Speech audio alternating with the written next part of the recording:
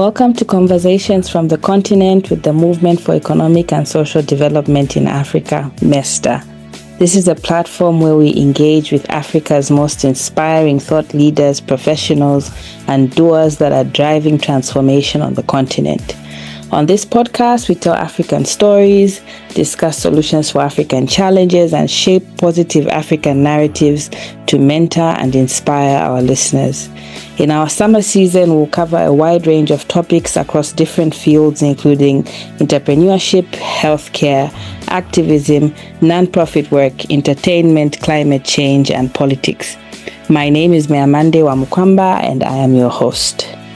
Our guest on today's episode is none other than Ms Abigail Muzenda, also known as Ms Abbey, a jazz singer, songwriter, and businesswoman. She holds a BA in broadcasting and journalism and is the proprietor of several business ventures within Botswana. She's also the line manager for the Podcast with Scar, one of Botswana's biggest podcast platforms. Abby, Ms Abbey, welcome to Conversations from the Continent. Wow, thank you so much. Do these people know that you're my sister? No, they don't know. You can like to tell them. Ms Abbey also happens to be a good friend of mine, a sister of many, many years. So it's a pleasure to have you. I think it's a full circle moment for us to be in a space like this, eh? After Thank you. Yeah. So we have this icebreaker on the podcast where we like to learn more about people's names, right? So what does Muzenda mean? I don't know. So that's a challenge. You need to find out. You know, I need to find out. I've heard it before. Someone said to me, I think it was my boyfriend who said it, like he researched on it and he said it, and I was like, oh, that's what my surname means. And I was like, what does it mean?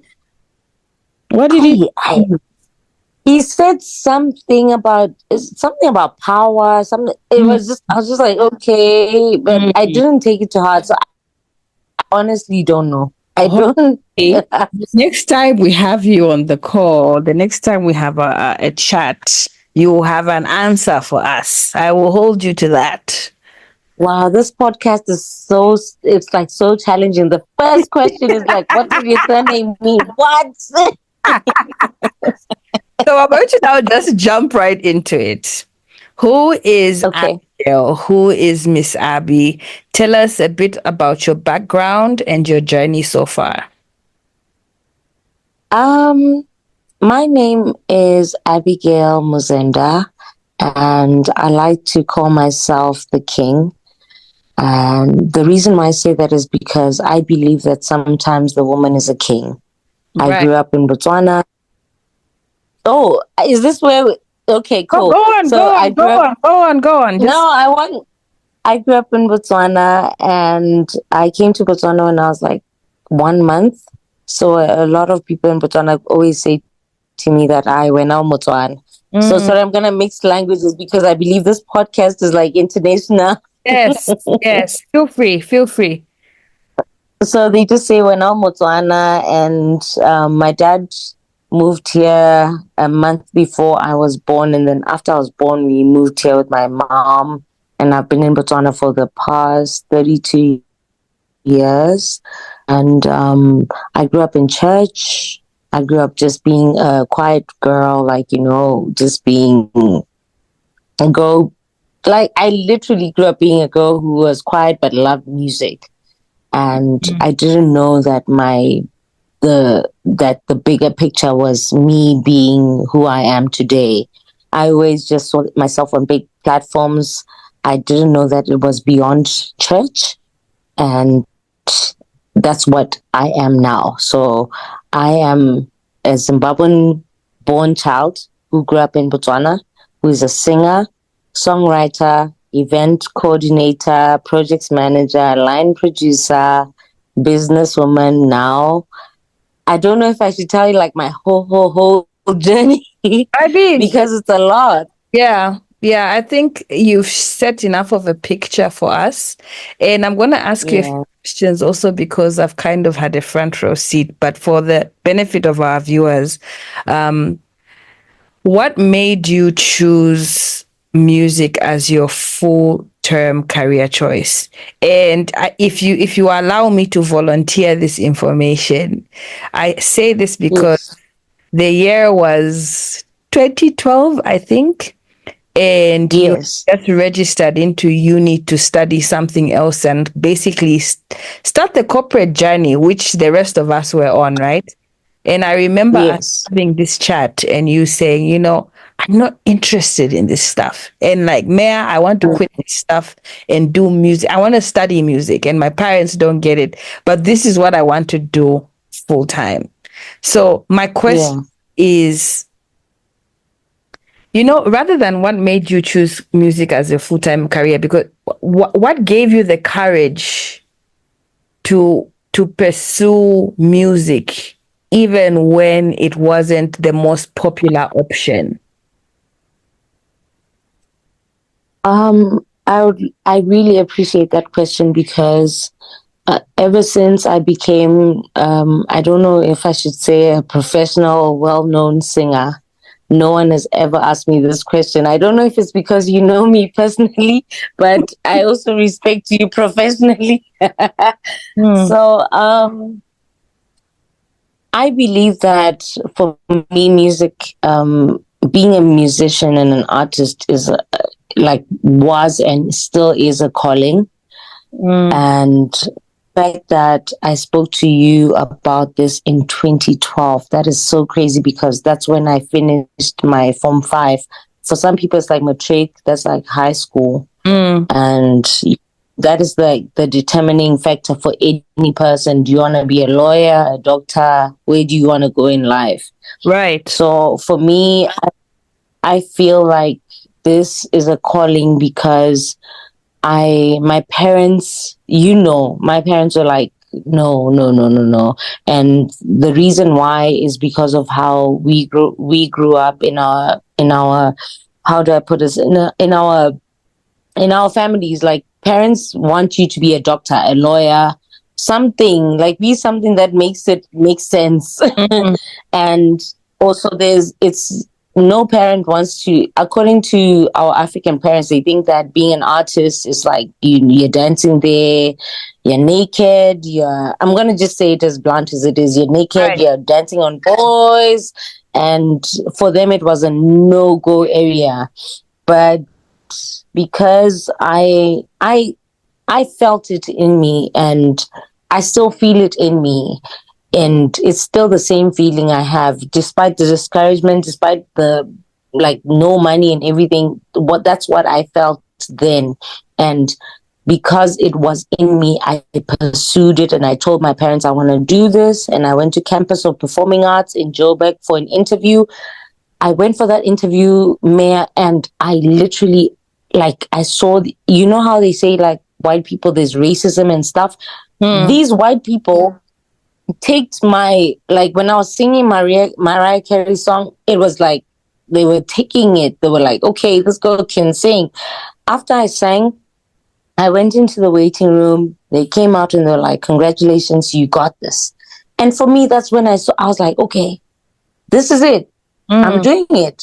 There's But something here. little did I know that, yeah, there's something here. So for me, and answering your question, that's how I knew that this is my calling. This is what I'm doing. But then after I got that, my parents, they have friends. Obviously, you know how it works. Like you always say, okay, my child is studying this, my child is doing this, my child is going to America for this. And then for me, it was like Abby's in at COPA, campus of performing arts in South Africa, and she just got accepted. And it was like, oh, what is she studying? Music. Oh, music. What? And then they're like, okay, do you want your daughter to be dancing in channel? Oh, looking like this, like this. And that time, even expression of how to dress or being naked was not even like that. Mm, It's not like how it is now. So it was a thing of like, okay, no, um if you are saying that this is what my daughter is going to be like, then I don't want her to do this anymore. So in as much it was my calling, like to my parents, it was more of like, do we really want our daughter to pursue this? But like I kept pursuing anyway. Like I did study what they wanted me to study. People thought I was confused. I went through so much because people are like, this girl doesn't know what she wants. And it's a thing of, when people say, what are you studying? Because that's the thing that every person asks any teenager, right? Like, what are you studying? And then one thing's like, oh, we thought you have gone to do music. And then they didn't know that I had to leave the music to find something else to do because my dad felt bad. So he was like, no, don't leave South Africa, stay in South Africa, but find something else. That's when I got my is it diploma in in business admin. You see, I don't even know what it is because I did because it wasn't my passion, so I did that. But still I stuck. But still, in my heart of hearts, I knew that I was supposed to be a singer. So I don't know if I've answered your question or I went over. Yeah. And one thing that you've said that I think is very profound, looking at your journey, and actually, it's given me something that actually even helps me kind of figure out my own, right? It's like your calling is like your North Star. You do whatever you do and you try to go whatever direction you want to go, but somehow, somewhere, you find yourself back there. And sometimes in African context, unfortunately, it's not as flexible as other parts of the world where you can just do it off jump. Many people have had to have another career before they do what they are doing, before they do what they love. And it's funny because the same is true kind of for me, because I started out in law and I was practicing full time the whole lawyer thing, but I don't do that anymore. Like I do here and there, but I'm not like a full-time lawyer anymore. I'm now kind of doing this stuff which comes to me more naturally, but I had to go through those years, right? Those years and those were hard years, where you're not connected to, you're not really connected. You can be good at something without necessarily feeling completely connected to it. I really feel you on that. And okay, we're going to get to the challenges quickly, but I think one thing that we need to unpack, especially in the African context, is why music has not been a popular choice for parents. Let's put it that way, or seen as something that can be taken seriously. And one thing that stands out immediately is because, sometimes when you look at it from a parental context, people, what they want is for you to be able to earn a living, take care of yourself, and take care of your family and build from there, right? And all comes down to being able to sustainably earn a living out of this thing. And this is now my question to you as an artist that has also learned how to monetize your gifting. How do you think the music industry generally can contribute to African development and become something that can, generate enough revenue to make itself respected as an industry worth pursuing seriously? I don't know if my question makes sense. Like how your question, it makes sense, but let me let you finish. Yeah. So like how do you think the music industry can grow and be taken seriously? Let me put it that way. More than it is already. Sorry to be so, I was so ready for this question. I was like, yes, give me this question. To be honest with you, That's why I'm like, I want to answer this. This Go, is the girl. question. Go This is it. Maya, to be honest with you, I think um I think the artists, like, just separate from me, we are really talented, and we're trying our best to be out there. But the challenging factor is the private sector and the government. You know, it's very painful what we are going through as artists, because you find that international acts, they have a standard price. A standard price that, okay, Mayor is gonna charge us, like, let's say 500,000 bula, or Right. like, to perform in Botswana. And this is nothing to, it has nothing to do with accommodation, her flights and everything. Okay, because Mayor is a big deal. Mayor is a big deal, guys. We need to get Mayor here. But our in Africa, it's like, because you see Mayor walking down the street, going to Spa to buy groceries, you think Mayor is Mayor, and you overlook, you know. So us as artists, Like the local we are artists are not being taken seriously. yes, we are contributing to, we are, like, trust me, we are. Otherwise, if we weren't contributing to the development of anything in Africa, trust me, no one was going to be interested anyway. But because of our language, because of the way of our paintings, because of people are attracted to this. People, for example, Beyonce herself, she literally researches on what is happening in Africa for her to do Right. whatever she's doing worldwide. And then to us, it looks new. And we're like, why does it look new? Because this is what, like, why is it new? Because this is what we see every day. So it's really not the artist. And I love your question, because it's not us as the artists. We are taking out our best. And I'm not saying everyone, but then there are certain artists that, There even if is you were to content out there. pinpoint them, Mm. yes, there's content out there that is internationally recognized, that brings so much development anyway. Like, so much, even if, like, revenue, I'm sure there's money that comes in because someone has seen something from Africa, from an artist. But then, because we look at Maya or look at Abby and say, Abby, I can just cross the road and go and knock at her gate. We don't, so Yeah. I think it's not really, yeah, I feel the artists are doing their best. And I love your question, because this is a challenge to the private sector and the government and private and public sector. Guys, we can do better. No, I Yeah. hear you. And what you've said has actually opened my mind even as we talk, right? Because Yeah.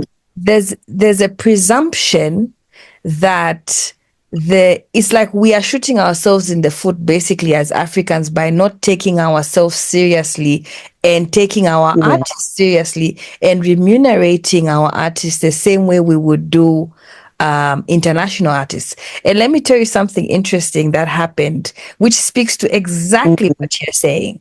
I'll not mention Yeah. names in case I get sued, but Yes, yes, yes. we recently had a big concert in Zambia, and we had an Yes. international artist that was coming to perform. Like, by international, I'm meaning like international. Yeah. And anyway, it's in the public domain, so I suppose I can say names. Omarion was coming to perform, and there were local acts that were supposed to open for him, right? And Yeah. one of those local acts is an artist called Chef 187, who's one of our Yeah. biggest Zambian artists. I mean, I'm also a fan, like a major fan. And he was Yeah. really mistreated, allegedly, during sound check and all these things that lead to the event, to a point that he actually pulled out of the event and just, you know what, if you're not going to treat local artists the same, and you're not going to give local artists the same respect as you give international artists, we will not perform. And that raised Yeah. conversation, which speaks to exactly what you're saying, that why is there no respect or honor for local artists? Why don't we take our own people seriously? And the rest of the world harvesting our content, the rest of the world they're buying music off African artists all the time, you know? Yeah. Strengthening other industries out there in the world. But then when it comes to our own development as a music industry, things are not moving. And that issue of you saying it's kind of our fault. And I say our fault because whether it's businesses, governments, or whatever, we're all Africans as a collective, right? Yeah. Yeah. So the development and the potential to grow the industry, if you look at what the Nigerians are doing, and I think even South Africa is a giant in that space, the potential there, but it's up to us to now find ways to do that in a coordinated way, basically. Yeah. That's Because if you're talking about, if you're talking, sorry to, I feel like I'm talking to my friend. you are. Because when we're talking about the development, right? How we are contributing towards the African development, I feel like we are, but it's like it's just a matter. I don't know if it's about how famous you are. Or is your song a hit? But I don't like. For me, I feel like we are, and that's why we are drawing in so much traction from the Western and from America. They are coming in, and then what we are doing is, it looks like it's so new, but we've been doing this all this time. Right. So I just don't know. Like, I feel like we are, but there's just, I don't know what it is that needs to happen for us to make it make sense. Maybe I think it's the building of systems. I think we need to create proper systems. So how are we paying artists? How are governments investing in arts? You get what I mean? The same way the government is able to give a report and say, this is how we are investing in the mines. This is how we are investing in agriculture. They should also be able to come and say, hey, this is how we are investing in our artists, our musicians. We have programs where we send Abby to whichever school of arts that's at an international level for her to learn and finesse her craft, for her to learn stage performance, for her to do etc. etc. How is it possible? Then beyond that, even when Abby comes back home, if Abby wants to put together a concert, for example, remember, I think, I'm not sure it's accurate, but I remember Caspar Nyovest saying stuff about how when he wanted to do that, fill up FNB, when he wanted to fill up the dome, basically, there were a lot of people he approached for funding that were not willing to support. And that's where the private sector comes in. Like, what active steps are people taking to actually empower? And is there a system in place to monitor that? You know, all the way to, and I'll give you an example of things like the law, because that's my area. You know, all the way down to salaries are stipulated in an act of parliament for lawyers. Like, you know that this up to this certain stage, you can earn this much. Up to this point, you can earn this much. This is the person that will regulate lawyers. We have an association. Is there a requirement to have musical associations of artists? How are those things being regulated? You know what I mean? And if the Botswana Association, how is that Botswana Association interacting with the Zambia Association at a continental level? Because that's what's happening. So lawyers of Zambia can link up with lawyers in Zimbabwe, and those two associations. Then we have SADC lawyers, and then we have. Do we have those type of systems for musicians and artists? And those, I think, that kind of answers the question of what you're saying, to say it's there already, but because it's not coordinated, we can't benefit from it at full potential, essentially. And I'm going to move quickly because I think you've touched already on the major challenge. But what other but I like what you said. Sorry about I like what you just said just now, because there really is no system that connects all of us as I think this is the purpose of this podcast. Lord knows what's going to happen from this, but there really is no system that connects all of us as artists in Africa, where we know that we can contribute to the development of Africa and know that even our needs and even our concerns are addressed in that regard. Yeah.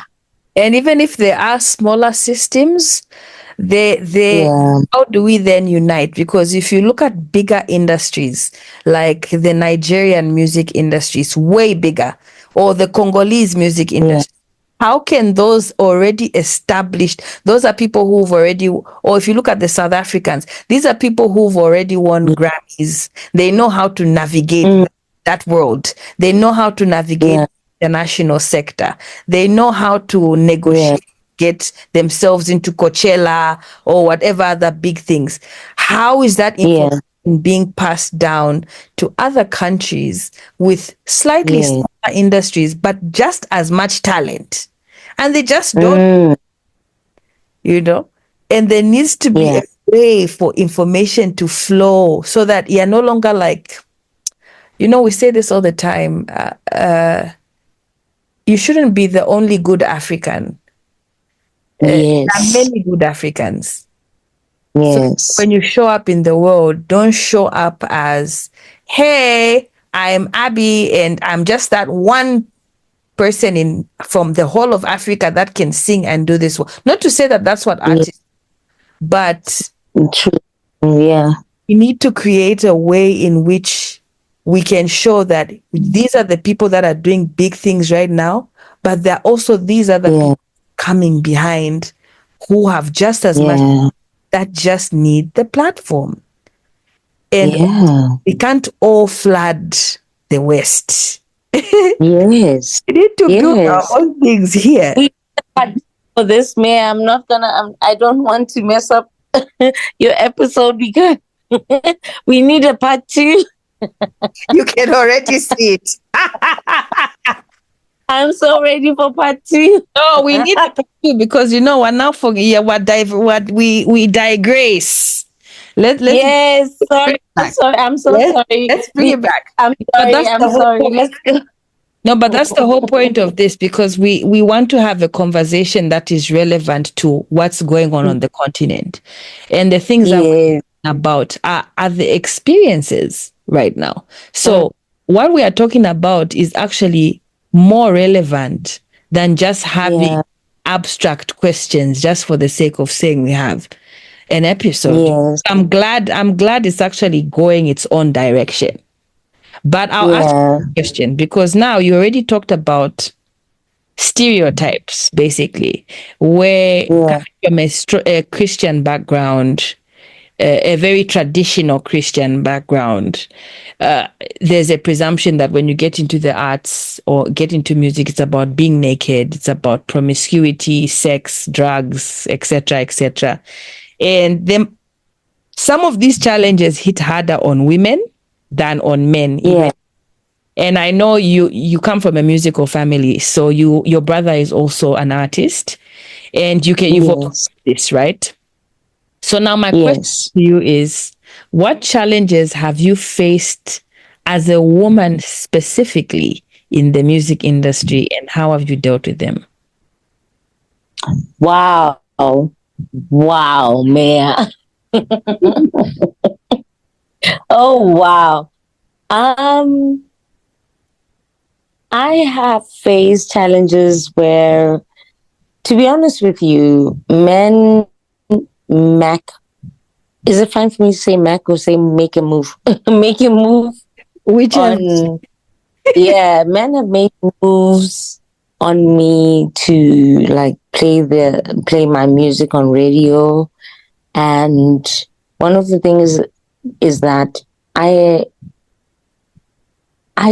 I'm a principled woman, and I have my fun, but I don't. There's certain things, and there are major things that I. Oh yeah, yeah, and I'm like, nope, this is not. So it's one of the challenges that I have faced as a woman in the industry, in the entertainment industry, is that you find that people say if you don't sleep with me, well, they don't that, but they will just say, yo, I like you. I'm like, okay, it's good to like me. And then you're playing along with the conversation until you see that this conversation, and you're like, please play my song. He's like, yeah, sure, I can play your song, but can I take you out on a date? And because my closest friend, I'm gonna share something really personal that happened. It trended nationally in Botswana, and there was he's a DJ but slash radio presenter, and I put a picture of myself. This man, when I was with my boyfriend, actually before I was with my boyfriend, this man like somehow was macking on me, like saying to me, okay, like, yo, you're so cute, what. But he never played my music. And I was like, okay, this one won't play my music, so it's fine. And he's a big deal. Like in the country, then he was a big deal. But then I just said, okay, he's not gonna play my music, then sharp. Then one time I'm dating my boyfriend now, and then I put a story on my Instagram and my WhatsApp. Then a few hours later, because we were at an event, he starts trying to video call me at 3:30 in the morning. And he starts doing that. And then I'm like, so I didn't see that because we were at an event. Right. Then as we were driving back to town, I'm seeing it and I'm like, oh, this man has tried to call me at 3:30, and I'm like, what was he looking for? So to answer your question, it's not easy because you find that men in this industry, they want us, and then when you are principled and you're like, no, I don't want. This is not who I am. They don't play your music. They don't display your art. They don't do anything. Then what happens is that when you're now looking hot and stuff, they start hitting you up. And then they hit you up again because they are trying to show you that, hey, don't forget that if you want, like, I'm here. Like, dang, I'm here. Like, if you're willing like, yo, what's that? So, so a lot of women, I'm not even saying this because I know, but for women, a lot of women have had to deal. I'm not special. And if this can happen to me, I'm pretty sure a lot of women before me or if are going through or have gone through the same thing. It's difficult. It's difficult. It's actually so to answer your question, it's difficult. It's a major problem, and it all depends on a person's principles and. Right. And you really have to say no to a lot of things, It's like you have to. It slows you down because there are certain opportunities, and this happens. I would say I've experienced this several times. There are certain times where you almost get there and you have to go all the way back and find a new approach because this person stands in the door of something big for you and just says, you are not going through this door unless you give me your body, and you're just not willing to do that, And it's a shame. You know what I think? I think just us women I feel like us women just being in any public space is just dangerous. I hear because sometimes you have to control yourself, and we say this because you have to watch how you dress, how you appear, how you're so conscious of just not being perceived sexually, so you can be taken seriously. You know? But also, how for example with you guys, you dress so appropriately when you're going to court or when you're a normal business day, you look like the part. And there's someone in there, he's already taken off all your clothes. Like, so, hey, it's a bit, Yeah. it's I hear it. difficult. I don't know. Abby, we're about to come to the end of our chat. Can you imagine? So Really? yeah, imagine. Oh, That's crazy. I'm sorry for talking. No, don't be. Before we close the chat, I want to learn. I'll ask it this way: Yeah. where to from here? What words do you have for young women who want to start a path in music? Under 1 minute, please. 1 minute is too long. My words are, let God lead you, and when God leads you, you'll know where to go. That's it. Yeah, and yeah, you will know who your friends are. You will know who to remove. You will know who to ignore. You know when to say no, when to say yes. Just choose God. That's it. Yeah. Abby, thank you so much for joining us on Conversations from the Continent. Hopefully, we can have you in person. I think I don't like the continent, by the way, because I have a lot to say. And you know what? I'm sorry. We actually need to have a part 2 of this because we didn't even have a chance to unpack business, which is another part of your life and your ventures. So I think we're going to have to do a part 2 of this. I think it's can I say it in the 1 minute, or is my 1 minute done? Yes, you can. So in my 1 minute is that since I've become a singer and I've done everything, I met such an amazing man. His name is Scar, and in me meeting him, I didn't know that part of me meeting him, I'm sorry, I'm talking about my man, but part of me meeting him is being a businesswoman. I'm a line producer. I'm a businesswoman. I run a business called Horizon Brand. It's an event coordination company and project. I'm a projects manager and event coordination manager, and also I'm a line producer. And oh my God, I have so many things that I'm doing right now. There's a question that asked me that she didn't ask me that I wish we spoke about, but because we spoke a bit too much about the other things, I've ventured because of the challenges. COVID happened, and when COVID happened, I did a prayer, and I said to God, like, God, apart from me being a singer, apart from me having this degree, what can I do? Guess what? Guess what happened? That's where I'm gonna. Yeah, and quickly, just to say, one thing that's inspiring about your journey is that you've never sat still, right? So even while you were waiting for music to pop off, you still explored what you could do to earn a living, and that also now gave birth to these amazing businesses you're running. And I'm proud to call you my friend. We are proud to have you as a continent, and we have to end here. But thank you, Abby. And we'll talk again soon. Thank you. And thank you, Maya, for this woman. I haven't spoken about how she has been a pillar in my growth. So that's part 2. Thank you so much, Abby. Take care. Thank you, Abby. And thank you to our viewers. Chat soon. Bye-bye. Chat soon. Bye.